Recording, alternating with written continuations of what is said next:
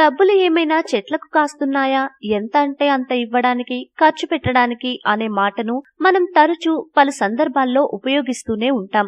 అలా అన్నప్పటికీ డబ్బులు మాత్రం చెట్లకు కాయవు కదా, వాటిని కష్టపడే సంపాదించాలి. అయితే ఇప్పుడు మేం చెప్పబోయే చెట్లకు మాత్రం నిజంగానే డబ్బులు ఉన్నాయట.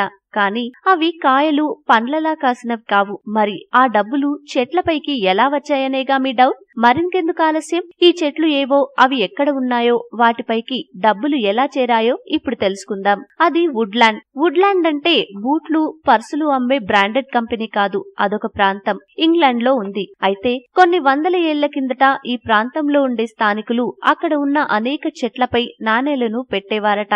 అలా ఎందుకు చేసేవారు అంటే ఆయా చెట్ల మీద దైవ సంబంధ ఆత్మలు ఉన్నాయని వారు నమ్మేవారు. అందుకే ఆ చెట్ల కాండాలపై నాణాలను గుచ్చేవారు. అలా చేస్తే ఆ ఆత్మలు శాంతించి వారు కోరిన కోరికలు తీరుస్తాయని వారి నమ్మకం. అందులో భాగంగానే వారు అలా చేసేవారు.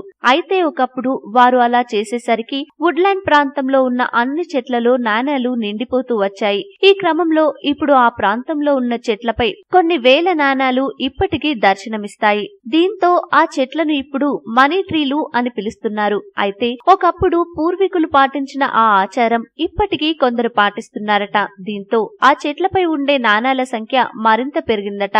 ప్రతి ఏడాది క్రిస్మస్ రోజున ఈ చెట్లపై అనేక మంది నాణాలను పెట్టి తమ కోర్కెలు నెరవేరాలని కోరుకుంటున్నారు. ఈ క్రమంలో ఆ చెట్లు ఇంకా మనీ ట్రీలుగానే పిలువబడుతున్నాయి. అయితే కొత్త వారికి మాత్రం వాటిని చూస్తే నిజంగానే డబ్బులు చెట్లకు కాసాయని అనిపిస్తుంది. ఏది ఏమైనా ఈ వింత మనీ ట్రీలు భలే వింతగా ఉన్నాయి కదా.